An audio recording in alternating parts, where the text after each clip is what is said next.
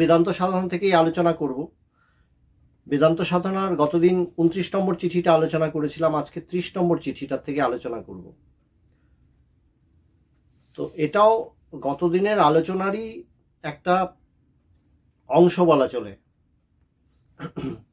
এখানেও পবিত্রানন্দজি শুরু করছেন চিঠিটা প্রথমে তার ইষ্টদেব শ্রী রামকৃষ্ণ শরণম, ইষ্টদেবকে স্মরণ করে। প্রত্যেকটা জিনিস যেটা বারবার বলে থাকি আমি, আমাদের সবসময় যে কোনো কাজ শুরু করার সময় আমরা ঈশ্বরের স্মরণ করে আমরা কাজ শুরু করি, গুরুকে স্মরণ করে আমরা কাজ শুরু করি। তাতে কি হয় বলছে, তাতে মঙ্গল হয়।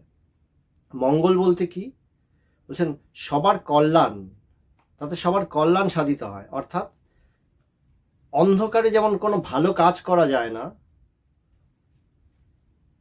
কাজ করতে হলে আমাকে দেখতে হলে আমার আলো দরকার, ঠিক তেমনি বলছেন আমাদের মন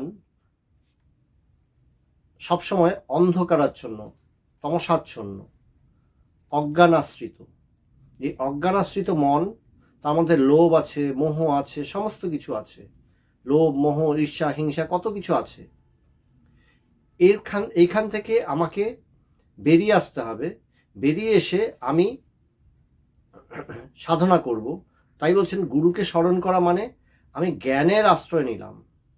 এই লোভ, মোহ, এইসব সমস্ত জ্বালা যন্ত্রণার হাত থেকে, এই জিনিসগুলোর হাত থেকে আমি মুক্ত হয়ে আমি গুরুর শরণাপন্ন হলাম, ঈশ্বরের শরণাপন্ন হলাম, জ্ঞানের শরণাপন্ন হলাম, তাতেই মঙ্গল সাধিত হয়।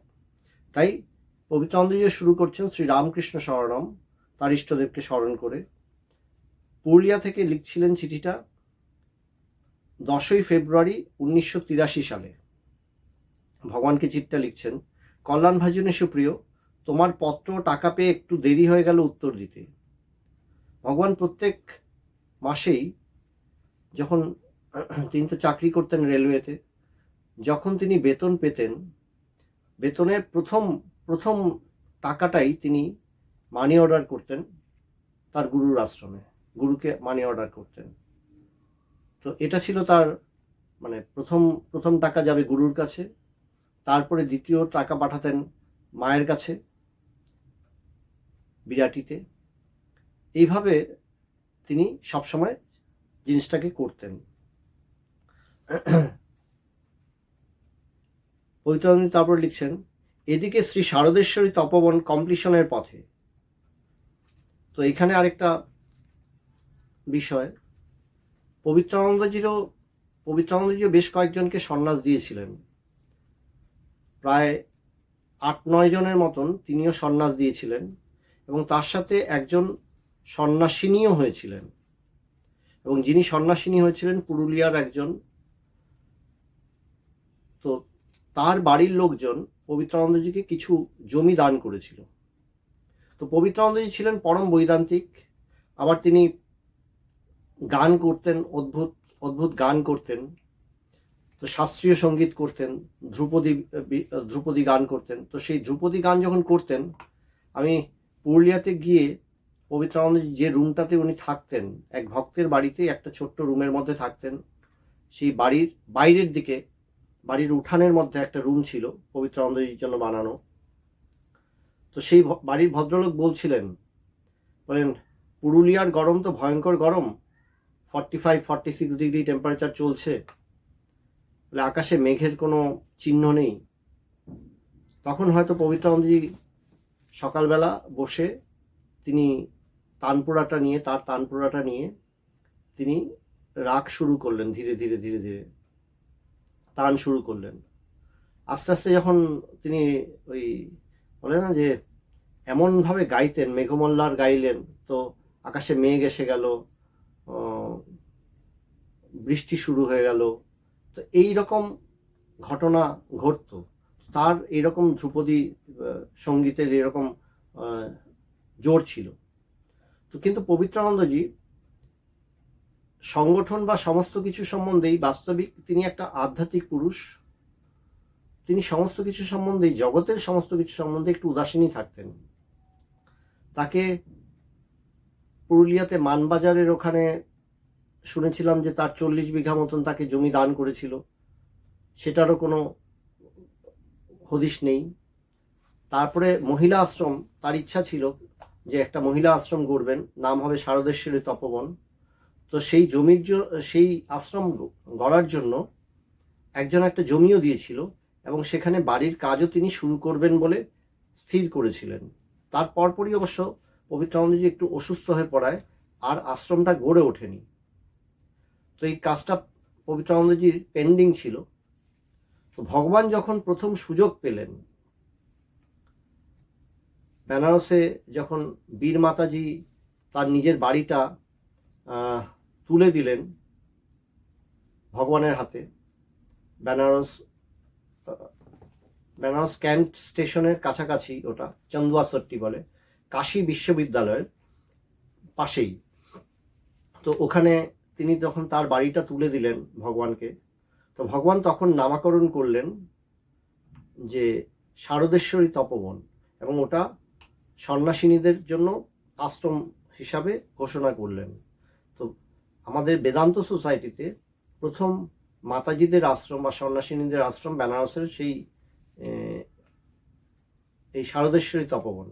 এটা পবিত্রানন্দজি করতে চেয়েছিলেন কিন্তু ওটা হয়নি। তো পবিত্রানন্দজি এখানে চিত্তে লিখছেন শারদেশ্বরী তপবন কমপ্লিশনের পথে, মানে জমিটা হয়ে গেছে, অনেকে কমিট করেছে বিল্ডিং তুলে দেবে, সেই জন্যই পবিত্রানন্দজি লিখেছেন যে এটা হয়ে যাবে এবার। কিন্তু তার পরপরই পবিত্রানন্দজি অসুস্থ হয়ে পড়ায় সেটা আর হয়নি। এরপরই পবিত্রানন্দজি এবার চলে আসলেন বেদান্তের কথায়। তো এর আগের দিন দশম বন্ধুর গল্প শুনিয়েছিলাম, সেই গল্পের রেফারেন্সেই আজকের চিঠিটা। তো পবিত্রানন্দজি লিখছেন, আমি ও দশম পুরুষের মধ্যে যেমন কোনো ব্যবধান নাই, তেমনি আমি বা আত্মা এবং জ্ঞানের মধ্যেও কোনো বা এক চুলো ব্যবধান নেই। এই কথাটাই বোঝার। আবার গল্পটা একটু শোনাই। গল্পটা শোনালে পরে আবার জিনিসটা রিকালেক্ট হয় যে কি, 10 বন্ধু গ্রাম থেকে বেরিয়ে গেছে স্নান করতে। ওরা পিকনিক করবে, স্নান করবে। নদী, গ্রাম থেকে একটু দূরে একটা নদীতে গেছে, নদীতে গিয়ে স্নান করছে। তো খুব স্নান টান করছে, ডুব সাঁতার খেলছে, অনেক কিছু করছে। যখন স্নান করে অনেকক্ষণ পরে যখন ওরা উঠে এসেছে, ওদের হঠাৎ মনে হচ্ছে, ছোট ছোট বালকেরা, তাদের মনে হচ্ছে আমরা 10 জন এসেছিলাম গ্রাম থেকে, 10 জন আছি তো। তো গুনতে শুরু করেছে। তখন একজন বলছে, দাঁড়া 10 জন আছি কিনা গুনে দেখি। তো 1 2 3 4 5 6 7 8 9, বলে আরে 9 জন আছি তো। তখন দ্বিতীয় জন বলছে, এই ভুল গুনছিস, বলে সে গুনলো 9। তো সবাই গুনে দেখছে যে 9 জন আছে, তার মানে একজন অবশ্যই হারিয়ে গেছে, একজন অবশ্যই ডুবে গেছে। তখন সমস্ত বালকেরা কাঁদতে বসেছে। তো পাশ দিয়ে এক পথচারী যাচ্ছিল, পথচারী দেখলেন বাচ্চারা কাঁদছে, কি হয়েছে? তাদেরকে গিয়ে বলেন, কি রে, কি হয়েছে? তখন বালকেরা বলছে, আমরা 10 জন এসছিলাম, নদীতে স্নান করছিলাম, একজন ডুবে গেছে, হারিয়ে গেছে। তো পথচারী ব্যাপারটা দেখেই বুঝেছে কি হয়েছে বিষয়টা। তো বললেন, না না, প্রথমেই আশ্বস্ত করলেন যে হারায়নি, সবাই আছে। এখন হারায়নি, সবাই আছে, তখন বাচ্চাদের কান্নাটা থামলো। বলে, কোথায়, খুঁজে দিন। তো বললেন, আগে গুনতে শুরু কর। সবাই গোল হয়ে দাঁড়ালো, একজন গুনতে শুরু করলো, একজনকে বললো, তুই গুন। সে গুনছে, 1 2 3 4 5 6 7 8 9। 9 পর্যন্ত গুনে সে যেই গোনা থামালো, তখন পথচারী সেই বাচ্চাটার বুকে হাত দিয়ে বললেন, তুমি 10, দশমস্তমসি, তুমি দশম পুরুষ। তো এই হচ্ছে গল্পটা। বলছেন আমরা কি করি, বলে আমরাও, বলছেন এই যে দশম পুরুষের গল্পটায় 9 বন্ধু কি বলছেন, পঞ্চ ইন্দ্রিয়, মন, বুদ্ধি, চিত্ত, অহংকার, এই হচ্ছে 9 বন্ধু, এবং আত্মা বা আমি স্বয়ং সেই দশম পুরুষ। তো এই হচ্ছে গল্পটা। এই গল্পটা দিয়ে এই তত্ত্বটাকে, বেদান্তের এই বিখ্যাত গল্প দিয়ে এই তত্ত্বটাকে এইভাবে ব্যাখ্যা করা হয়। এখানে পবিত্রানন্দজি বলছেন কি, যে দশম পুরুষ এবং আমি দুটোর মধ্যে যে এক চুলো প্রভেদ নেই, এটাই জানবার বা বুঝবার বিষয়। যে যখন বাচ্চাটা গোনা শেষ হলো, 9 পর্যন্ত গুণে শেষ হলো, তখন তার বুকে হাত দিয়ে বলছেন, তুমি দশম, এই তুমি দশম পুরুষ, তুমি 10 নম্বর। অর্থাৎ আমি সেই দশম পুরুষ। সাথে সাথে বাচ্চাটা কি বোধ করলো, তাই তো, আমি তো 10 নম্বর, তো আমার গোনাটা পূর্ণতা প্রাপ্ত হলো। তাই বলছেন যে আমি এবং দশম পুরুষের মধ্যে কোনো ব্যবধান নেই, এক চুলো পার্থক্য নেই। ঠিক তেমনি আমি বা আত্মা বা জ্ঞানের মধ্যেও কোনো পার্থক্য নেই। আমি সেই দশম পুরুষ, আমি সেই জ্ঞান, আমি সেই আত্মা, বুঝলেন, তার মধ্যেও কোনো পার্থক্য নেই। কি হচ্ছে বলছেন, তবেই জ্ঞান বহির্মুখিনতা নিষেধ করিয়াই দশমে পর্যবসিত হয়। কি হচ্ছে বলছেন, জ্ঞানের যখন বহির্মুখিনতা, জ্ঞান সবসময় বাইরের দিকে ছুটে যাচ্ছে। আমাদের চৈতন্য বা জ্ঞান ইন্দ্রিয়ের মাধ্যমে বাইরে ছুটছে। তো ইন্দ্রিয়কে যখন আমরা যেমন ধ্যানে বসে কি করি, চোখ বন্ধ করে নিই, চোখটা বন্ধ করলাম, চোখ বন্ধ করে আমি ইন্দ্রিয়গুলোকে ভেতরের দিকে অভিমুখ করলাম, মনটাকে আত্মার দিকে ঘুরিয়ে দিলাম। তো এখানে তাই বলছেন যে জ্ঞান সবসময় বাইরের দিকে ছুটছে, ইন্দ্রিয়ের মাধ্যমে ইন্দ্রিয়গুলো যেন জানলা, সেই জানলা দিয়ে যেন বাইরে ছুটছে। সেই বাইরে ছোটাটা যখন বন্ধ হয় তখন এই বিষয়টা ধরা যায়। যতক্ষণ বাইরে ছোটা বন্ধ না হচ্ছে ততক্ষণ সেই বিষয়টা ধরা পড়ে না। তো আমরা ধ্যানে বসে, তাই কি হয়, ধ্যানে বসে আমি চোখটা বন্ধ করে নিই। তো চোখ বলছেন, চোখ দিয়ে আমার প্রধান ইয়েটা হয়, তাই আমি চোখটাকে বন্ধ করি। যখন চোখটাকে বন্ধ করি তখন ধীরে ধীরে বাকি ইন্দ্রিয়গুলো, আমার মন তখন সিগন্যাল পায় যে সবগুলোকে শাটডাউন করতে হবে, সমস্ত জানলাগুলো বন্ধ করতে হবে, ইন্দ্রিয়গুলো তখন আস্তে আস্তে বন্ধ হয়। চোখ বন্ধ করলাম, ধীরে ধীরে আমার বাইরের যে চেতনা, যে চেতনাটা আমি বাইরে প্রক্ষেপ করছিলাম, সেই বাইরের প্রক্ষেপণটা তখন ধীরে ধীরে বন্ধ হয়। বাইরের প্রক্ষেপণ বন্ধ হলে পরে কি হয়, বলে বাইরের প্রক্ষেপণ বন্ধ করে আমি কি পুরোপুরি বাইরের প্রক্ষেপণটা বন্ধ হয়ে যায়? বলছে না, ভেতরে কল্পনা শুরু করে দিই, কল্পনার জগতে আমি ভাসতে থাকি। তখন বাইরের প্রক্ষেপণটা আমার ভেতরে স্বপ্নের মতন, স্বপ্নে যেমন আমার ভেতরেই সেই চলতে থাকে, বাইরে তো আমি কোথাও যাচ্ছি না। আমি দার্জিলিংয়ের স্বপ্ন দেখছি, দার্জিলিং তো আর যাইনি, আমি তো বিছানায় শুয়ে আছি। ঠিক তেমনি আমারও বাইরের প্রক্ষেপণ বন্ধ হয়েছে, কিন্তু ভেতরে যেন একটা খেলা চলছে, এটা সেটা খেলা চলছে। বলছেন সেটাও আস্তে আস্তে ক্ষীণ হয়ে আসে। স্বামী বিবেকানন্দের গান আছে না, যে ওঠে ভাসে ডুবে সম, বলছেন সেখানে সমস্ত কিছু এই উঠছে ভাসছে, সমস্ত কিছু হচ্ছে, তারপরে বলছেন তারপরে আস্তে আস্তে সেটাও ক্ষীণ হয়ে আসে। তারপরে শুধু একটা অস্তিত্ব, একটা স্থির অস্তিত্ব থাকে। সেই স্থির অস্তিত্বটাই যে আমি, সেই স্থির অস্তিত্বটাই যে সেই জ্ঞান স্বরূপ আমি, এটাই তখন বোধ হয়। এই বোধটা কি বলছেন, বোধের প্রথম বাধা হচ্ছে জ্ঞানের বহির্মুখিনতা। তো জ্ঞানের বহির্মুখিনতা যখন বন্ধ হয়, তখন নিষেধ হলে বা বন্ধ হলে তখন গিয়ে এইটা হয়। তাহা হইলে দাঁড়াইতেছে, পবিত্রানন্দজি লিখছেন, তাহা হইলে দাঁড়াইতেছে যে আমি বা আত্মা জ্ঞান, করণরূপী জ্ঞান, মানে যে করণ বলতে, যেমন মাটি দিয়ে আমি হাড়ি বানালাম, হাতি বানালাম, বাঘ বানালাম, সিংহ বানালাম, মাটির থেকে সব কিছু তৈরি হলো। তো মাটি হচ্ছে সেই করণ, সেই বস্তুটা যা, যেখান থেকে সমস্ত কিছু পরিণত হচ্ছে, পরিণতি প্রাপ্ত হচ্ছে। তো বলছেন জ্ঞান হচ্ছে সেই করণরূপী জ্ঞান।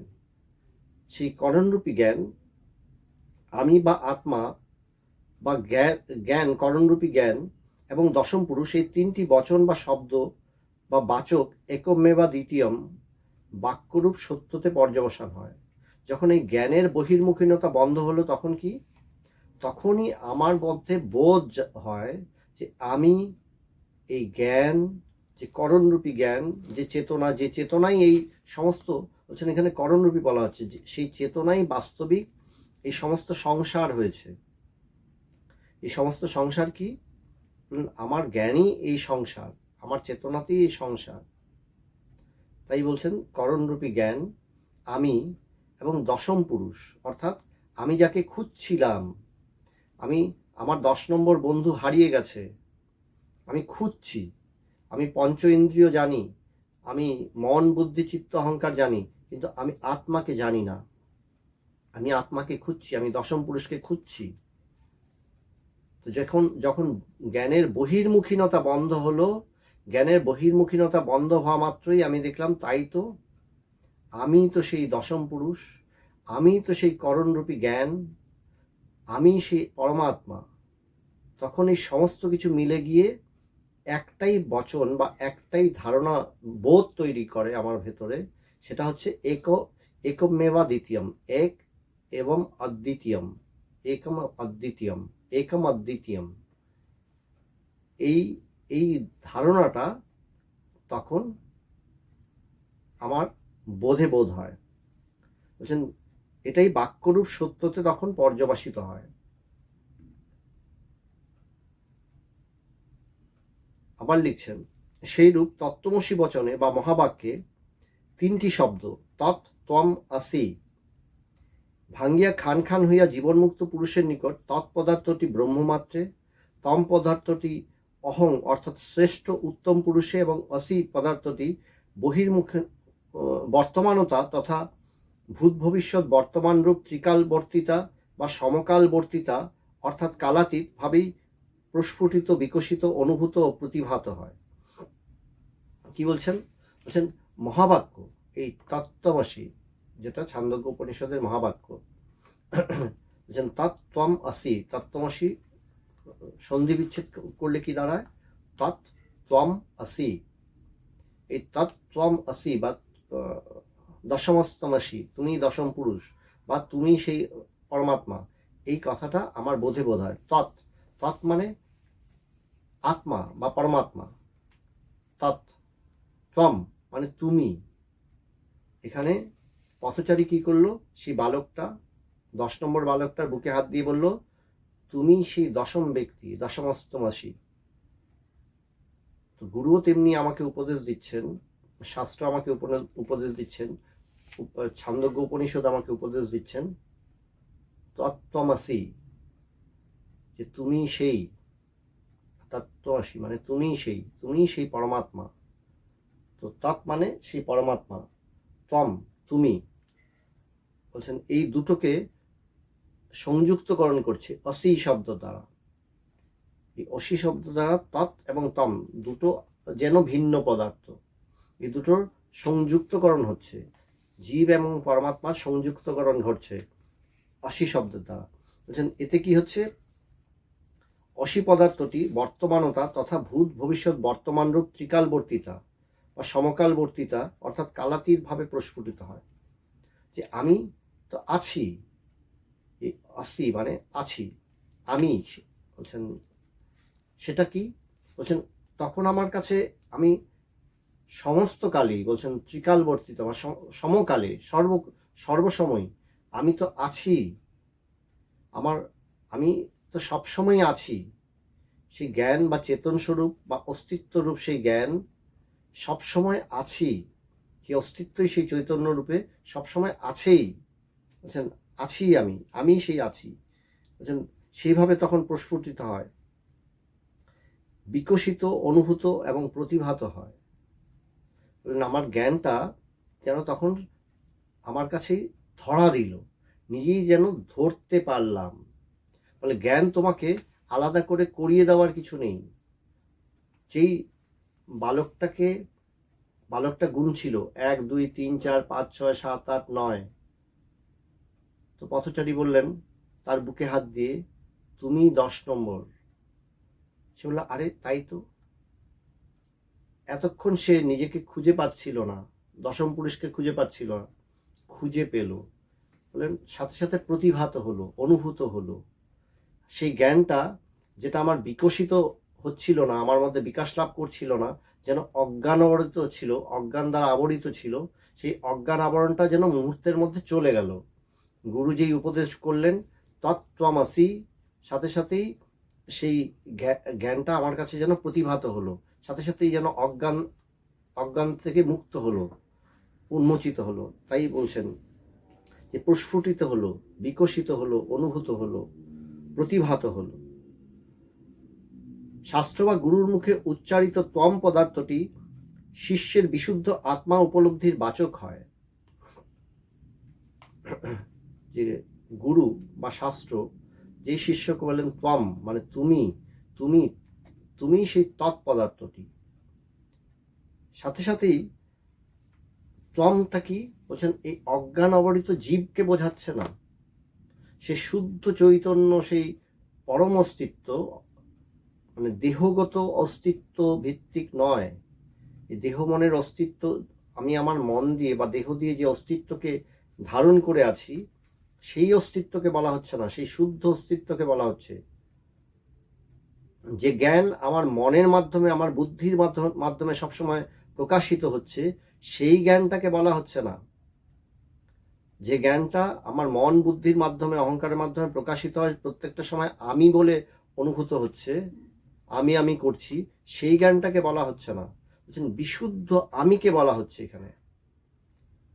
অর্থাৎ মন, বুদ্ধি, চিত্ত, অহংকার, এই স্থূলদেহের বোধ, সমস্ত কিছুর ঊর্ধ্বে সেই বিশুদ্ধ, সেই জ্ঞান সত্তাটিকে বলা হচ্ছে যে ত্বম। ত্বম বলতে তুমি সেই জ্ঞান স্বরূপ, তুমি সেই বিশুদ্ধ জ্ঞান স্বরূপ, তুমি এই দেহ স্বরূপ তুমি নও, তুমি সেই পরমাত্মা। কিরকম ভাবে? তুমি যখন সেই বিশুদ্ধ জ্ঞান স্বরূপ। তা বলছেন আগেই তো আমি ধারণা করেছি, বিচার দ্বারা গুনেছি, আমি গুণে শেষ করলাম, 1 2 3 4 করে যে গুনলাম, গুণে শেষ করলাম, 9 জনকে তো আগেই গুনেছি। অর্থাৎ কি, বিচার দ্বারা আমি আগেই ধারণা করেছি যে তাই তো আমি দেহ নই। এই বিচারগুলো তো হাজারবার আমরা আলোচনা করেছি, চর্চা করেছি যে আমি দেহ নই। এটা যেই স্বপ্ন বিচার করতে যাই তখনই বুঝি যে আমি দেহ নই। কেন? জাগ্রত অবস্থায় আমার এই স্থূল দেহের বোধ আছে, যে স্থূল দেহের বোধ থাকার ফলে আমি আমার অস্তিত্বটা সবসময় স্থূল দেহের সাথে সম্পর্কিত করি। স্বপ্ন অবস্থায় কি হচ্ছে, এই স্থূল দেহ তো পড়ে থাকে বিছানায়, কিন্তু আমি প্রত্যেকটা মুহূর্তে স্বপ্নের মধ্যে কি হচ্ছে, আমি নানান জায়গায় পরিভ্রমণ করে বেড়াচ্ছি, নানান কিছু অনুভব করছি, কিন্তু বিছানায় শুয়ে সেগুলো অনুভব করা সম্ভব না, কিন্তু আমার বোধ হচ্ছে যে আমি অনুভব করছি। তো স্থূল দেহ তো বোধ করছে না, আমি তো দার্জিলিং যাইনি, আমি অনুভব করলাম আমি দার্জিলিংয়ে আছি, দার্জিলিংয়ের বোধ করছি। তো এটা কিভাবে হচ্ছে? বলছেন এই এই যে বলছেন যে এটা আমার রক্ত মাংসের এই স্থূল দেহটার উপরে নির্ভর করে না আমার অস্তিত্বটা। সেই আমি তো আমার অস্তিত্ব নিয়েই তো আমি দার্জিলিং গেলাম। তো আবার বলছে কি, যখন আমি গভীর ঘুমে ঘুমিয়ে পড়ছি, সেখানে আমার দেহ মন কোনোটারই অস্তিত্ব নেই, তথাপি তো আমি আছি, কারণ আমি তো ঘুম থেকে উঠে বলছি যে আমি ভালো ঘুমিয়েছি, আমি স্বপ্ন দেখিনি। তো সেই অবস্থায় তো আমার দেহের বোধ নেই, আমার মনের বোধ নেই, আমার কোনো প্রপঞ্চেরও বোধ নেই, কোনো কিছুরই বোধ নেই, কিন্তু আমি ভালো ঘুমিয়েছি, অর্থাৎ আমি আমার অস্তিত্বকে স্বীকার করছি। তো এই অস্তিত্ব বাস্তবিক তোমার দেহের সাথে সম্পর্কিত নয়, এই অস্তিত্ব তোমার মনের সাথে সম্পর্কিত নয়, তোমার বুদ্ধি, চিত্ত, অহংকার কোনোটার সাথেই সম্পর্কিত নয়। তো আমি যখন আমার অস্তিত্বকে এই দেহ, মন, চিত্ত, বুদ্ধি, অহংকার এইগুলোর দ্বারা আবরিত করি, সেটাকেই বলা হচ্ছে অজ্ঞান। সেই অজ্ঞান দ্বারা আমি যখন আবরিত হলাম, অজ্ঞানটা চাপিয়ে নিলাম নিজের উপরে, তখনই আমি দেহ ধারণ করার ফলে দেহগত দুঃখ, কষ্ট, জ্বালা, যন্ত্রণা, পরিশ্রম, বার্ধক্য, রোগ, অসুখ সমস্ত কিছুই আমি ধারণ করি। আমি যেই নিজেকে মন বলে ভাবলাম, মন আজকে ভালো আছে, মন আজকে মন্দ আছে, এই জিনিসগুলো হচ্ছে। আমি যেই বুদ্ধি বলে নিজেকে ধারণা করলাম, তখন কি হচ্ছে বলে বুদ্ধি বারবার পর্যুদস্ত হচ্ছে, বুদ্ধি বারবার ভ্রান্ত বিচার করছে। আমি বুঝলাম, আমি অহংকার রূপ হয়ে এই সমস্ত কিছুর সাথে আমি হয়ে গেলাম, সেখানেও আমি ভুগি। তো এই প্রত্যেকটা জিনিসকেই বলছেন বিচার দ্বারা দেখো যে বাস্তবিক তুমি এক শুদ্ধ চেতন স্বরূপ আত্মা, শুদ্ধ চেতন, শুদ্ধ জ্ঞান, বিশুদ্ধ সেই জ্ঞান, জ্ঞান স্বরূপ। তুমি এগুলোর কোনোটাই নও। ভালো করে ভেবে দেখো, ভালো করে বিচার করে দেখো, তুমি এগুলোর কোনোটাই নও। তো গুরু এই তম শব্দটা দিয়ে সেই বিশুদ্ধ জ্ঞান কথাটাই বোঝাতে চাইছেন, বিশুদ্ধ জ্ঞানরূপ অস্তিত্বের কথাই তোমাকে বোঝাতে চাইছেন। তাই বলছেন যে শাস্ত্র বা গুরুমুখে উচ্চারিত তম পদার্থটি শিষ্যের বিশুদ্ধ আত্মা উপলব্ধির বাচক হয়। শিষ্য তখন বলছে, তাই তো আমি সেই অজ্ঞান মুক্ত, চির অজ্ঞান মুক্ত সেই জ্ঞান স্বরূপ আত্মা, বিশুদ্ধ জ্ঞান স্বরূপ আত্মা। শিষ্যের সাথে সাথে সেই বোধটা তখন হয়। তৎপদার্থটি দূরে না হইয়া তখন নিজের আত্মরূপ হইয়া দাঁড়ায় সিদ্ধ শিষ্যের নিকট। এখন বলছেন কি, তৎ অর্থাৎ আত্মা, আত্মা তখন আমার থেকে আলাদা কিছু বোধ হয় না। আমি এবং জ্ঞান দুটো আলাদা বোধ হয় না। আমি আলো দিয়ে অন্য কিছু দেখছি, তো আলোটা এখানে ফেলছি, জিনিসটা বুঝতে পারছি। আমি আমার মনের প্রয়োগ দ্বারা কি বুঝছি জিনিস, না জ্ঞানের প্রয়োগ দ্বারা বুঝছি? জ্ঞানের প্রয়োগ হয় কি, বাস্তবিক আমার জ্ঞান যখন কোনো কিছুকে, মানে আমার মন বা বুদ্ধি যখন বিশেষভাবে কোনো কিছুকে ধারণা করতে চায়, তখন কি করে, সেই সাধারণ জিনিসটাকে, মানে সাধারণ জ্ঞানকে সে বিশেষ আকার দেয়। সে বিশেষ আকার দিলে সেই বস্তু সম্বন্ধে আমার বিশেষভাবে ধারণা হচ্ছে, অর্থাৎ আমি সংকুচিত করছি। এটা কিরকম বলছেন, একটা বিরাট খোলা মাঠ, সেই বিরাট খোলা মাঠটাকে আমি ছোট ছোট ছোট ছোট ভাগে ভাগ করলাম, বললাম এটা রামের জমি, শ্যামের জমি। তখন সেই জমিগুলো রামের হয়ে গেল, শ্যামের হয়ে গেল। বাস্তবিক কি বলছেন, বিরাট খোলা এক দিগন্ত দিগন্ত ছাপিয়ে একটা মাঠ, খোলা মাঠ। বলে ঠিক তেমনি শুদ্ধ চেতন, সেই শুদ্ধ চেতন বুদ্ধির দ্বারা, মনের আশ্রয়ে এসে গ্রাসিত হয়ে সে একটা ক্ষুদ্র ধারণা করে সে নিজে সুখী দুঃখী হচ্ছে, কোনো কিছুকে প্রাপ্তি করছে। বলছেন এটা আমি প্রাপ্ত হলাম, ওটা আমি হারালাম, এটা আমি লাভ হলো, ওটা আমার হারিয়ে গেল, এই জিনিসগুলো হচ্ছে।